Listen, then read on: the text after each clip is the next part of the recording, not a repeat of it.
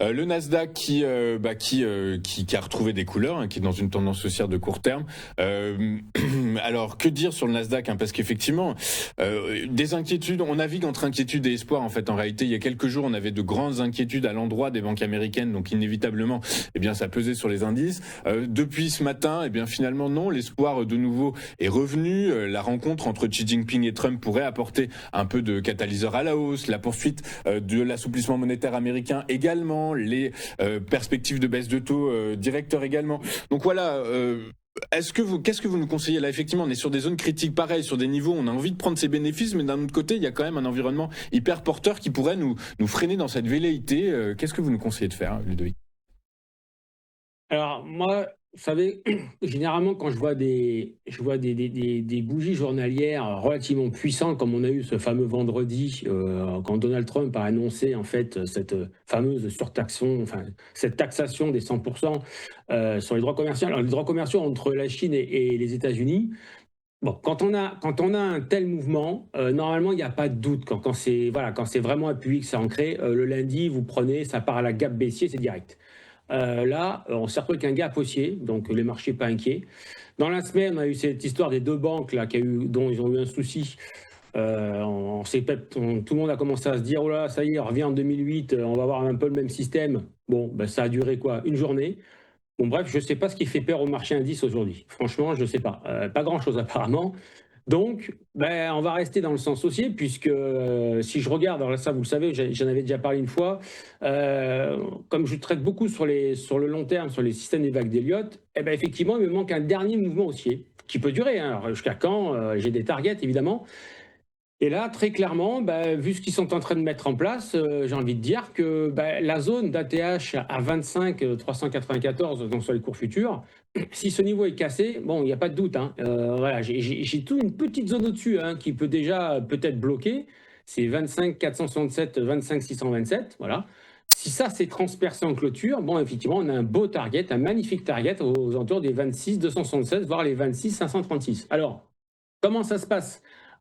Puisque généralement, quand on est dans ce qu'on appelle dans un élan des dernières vagues 5, c'est souvent les retardataires, mais tout le monde est vraiment dans un sens et ça achète. Donc normalement, si c'est le cas, ça devrait monter quand même assez vite et peut-être même assez fort. Donc si c'est le cas, ben, on devrait casser cette zone des 25 394 qui, elle, fait zone de résistance pour le moment. Si c'est cassé et qu'elle n'est pas reprise en clôture à la baisse, c'est-à-dire une clôture sous 25 160, ben, le Nasdaq, il va falloir l'accompagner, hein. Donc, il va falloir, et puis là, il n'y aura pas à se poser de questions. Donc, oui, effectivement, pour le moment, et vu ce qui s'est passé hier, par rapport à la clôture de vendredi, ben, accompagnons-le, hein. Je ne peux pas vous dire autrement. Ça fait toujours peur de voir des indices aussi hauts, mais dans tous les cas de figure, il ne faut pas se mettre, en fait, devant un TGV, parce que vous savez comment ça se passe. Donc, oui, effectivement, oui, je serais plutôt, pour le moment, acheteur sur les replis. Et ce sera fin des ventes, on va dire, à court terme, enfin pas à court terme, on va dire à moyen terme, si en clôture journalière, on reprend les 25 160. Pour le moment, c'est parti pour monter. C'est ça, donc on a loupé potentiellement la période des soldes sur le Nasdaq, mais je rappelle hein, C'est que ça. quoi qu'il arrive, hein, les investisseurs, les analystes sont confiants. Alors on va parler du S&P 500 très rapidement, mais ils anticipent une croissance des résultats en glissement annuel de plus de 9%.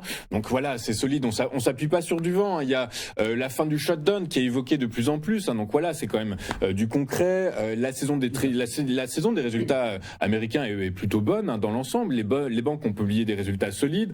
On attend encore beaucoup de résultats. Cette magnifique qui vont rentrer dans la danse dès demain et la semaine prochaine. Voilà, il y a quand même matière à supposer que cette hausse va continuer. C'est une hausse larvée qui est un peu, comment on pourrait dire, un peu poussive, mais en tout cas, elle est bien ancrée, quoi. Oui, oui, tout à fait, elle est bien ancrée, il n'y a pas de doute là-dessus, hein, voilà, je suis entièrement d'accord avec vous. Alors là où il ne faut pas avoir de regrets, parce que dire ouais, on a peut-être loupé les soldes, je ne suis pas d'accord, on n'a pas loupé les soldes parce que il faut vraiment, et Dieu sait que bon, moi ça fait presque 20 ans que je suis sur les marchés, quand on a une bougie comme le vendredi, là, le fameux vendredi 10 octobre, avec les annonces de Trump, on ne peut pas s'amuser à payer là. Et en plus, surtout en fin de soirée. C'est extrêmement risqué. Je dirais qu'on sait comment ça peut se passer avec lui. On peut avoir la même bougie le lundi, quoi, avec 500 ou 700 points de baisse encore. Donc, en fait, ça aurait été un coup de loto. Moi, je pars du principe, on n'a pas à louper dans ce genre de mouvement-là. On serait arrivé sur ce niveau-là avec 3-4 bougies, je vous aurais dit, on peut y aller. Mais vu la bougie qui arrive, vous avez vu la puissance de la bougie quand elle est arrivée, on a vu que ça a créé quand même un espèce de coup de tonnerre sur les marchés. Surtout un vendredi, parce que ça, ils savent faire. Hein. Surtout un vendredi, on s'attend tous au gap baissier. Imaginez que ceux qui se sont mis à la vente vendredi soir, dans l'état où ils sont aujourd'hui. C'est pour ça, je pense qu'on n'a pas loupé les soldes. Voilà, bon, il n'y a pas eu de relais, il n'y a pas eu de relais derrière. Bon, ben, c'est comme ça. Ben, derrière, ben, on va plutôt accompagner. Voilà. Pour ma part, nous, sur IVT, on n'a pas vendu. Parce que on ne sait jamais si c'est un peu du lard ou du cochon des feuilles de Donald Trump. Donc voilà, on est resté plutôt en retrait. On a attendu, on a bien fait d'avoir attendu. Ouais. Bah écoutez, bravo à vous. Merci beaucoup d'avoir été avec nous, Ludovic Berthelot. Ludovic, vous êtes trader et formateur chez Interactive Trading, avec nous tous les mardis matin pour nous aider à comprendre justement comment évoluent les marchés américains, si on accompagne, si on n'accompagne pas, si on attend, comment on se positionne, quelle stratégie adopter. Je vous en remercie beaucoup, Ludovic. Je vous souhaite une excellente journée et je vous donne rendez-vous dans 15 jours puisque la semaine prochaine, Téléfinance sera en vacances. Sinon, eh bien, de notre côté, on marque une courte page de publicité. On se retrouve dans un instant pour la suite et la fin de cette édition du 21 octobre. À tout de suite.